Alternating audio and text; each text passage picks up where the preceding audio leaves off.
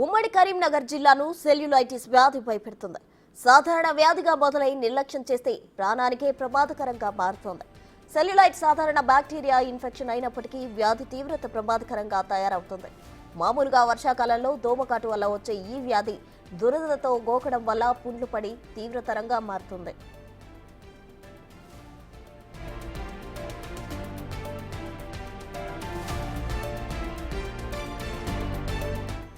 పుండ్లు పడినప్పుడు శరీరంలోకి బ్యాక్టీరియా ప్రవేశించి ఇన్ఫెక్షన్ గా మారుతుంది. రక్తనాళాల్లోకి ఇన్ఫెక్షన్ స్ప్రెడ్ అయితే అవయవాలు తొలగించే ప్రమాదం కూడా ఉంటుందని వైద్యులు హెచ్చరిస్తున్నారు.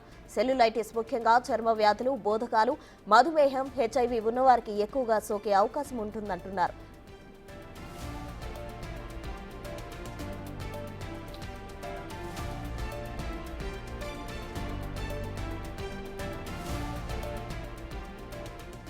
సెల్యులైటిస్ వ్యాధి సోకితే చర్మం ఎర్రగా మారడం, ఉబ్బడం, దురద, గాయాలు కావడంతో పాటు రెండో దశలో ఇన్ఫెక్షన్ గా మారి పూర్తి ఆరోగ్యాన్ని క్షీణింపజేస్తోంది. వ్యాధి రోగ నిరోధక శక్తి తక్కువగా ఉన్న వారికి సెల్యులైటిస్ ఎక్కువగా వచ్చే అవకాశం ఉందని వైద్యులు తెలిపారు. సెల్యులైటిస్ కు వైద్యం అందుబాటులో ఉందని, నిర్లక్ష్యం చేస్తే ప్రాణాంతకంగా మారే ప్రమాదం ఉందని వైద్యులు హెచ్చరిస్తున్నారు.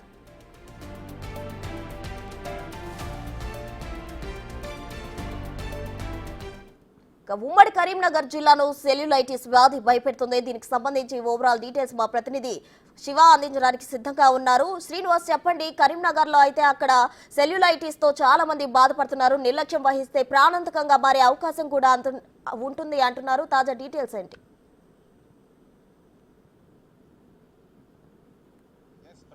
కరీంనగర్ లోపల ప్రస్తుతం ఉమ్మడి కరీంనగర్ జిల్లా వ్యాప్తంగా సెల్యులైట్ వ్యాధి తీవ్ర కలకలం రేపుతుందని చెప్పుకోవచ్చు. ఈ వ్యాధిన దాదాపుగా ఇటు వందల సంఖ్య లోపల సెల్యులైట్ వ్యాధి బారిన పడి ఇప్పుడు చాలా మంది కూడా ఇబ్బందులు పడుతున్నటువంటి పరిస్థితి కనబడుతుంది.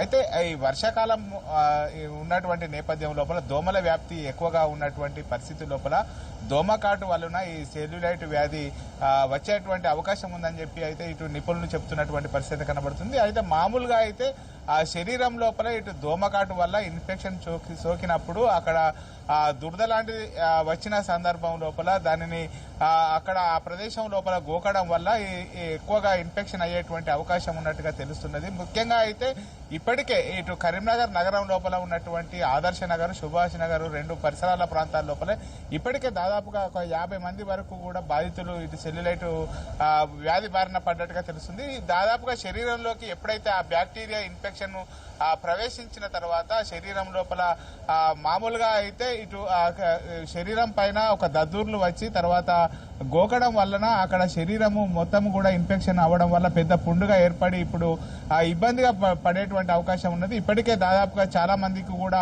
ఆ ఇన్ఫెక్షన్ అధికంగా ఉండడం వలన ఇటు కాలుకు పెద్ద మొత్తం లోపల కూడా ఇటు ఆ కాలు పరిసరాల ప్రాంతం లోపల ఇటు దాదాపుగా ఎక్కువ భాగము తొలగించాల్సినటువంటి పరిస్థితి కనబడుతుంది. ఇటు ఉమ్మడి కరీంనగర్ జిల్లా వ్యాప్తంగా చూసుకున్నట్లయితే 2-3 ప్రాంతాల లోపల ఈ సెల్యులైట్ వ్యాధి ముఖ్యంగా కరీంనగర్ నగరం లోపలనే ఇటు సెల్యులైట్ వ్యాధి అధికంగా వ్యాప్తి చెందుతున్నటువంటి పరిస్థితి కనబడుతుంది.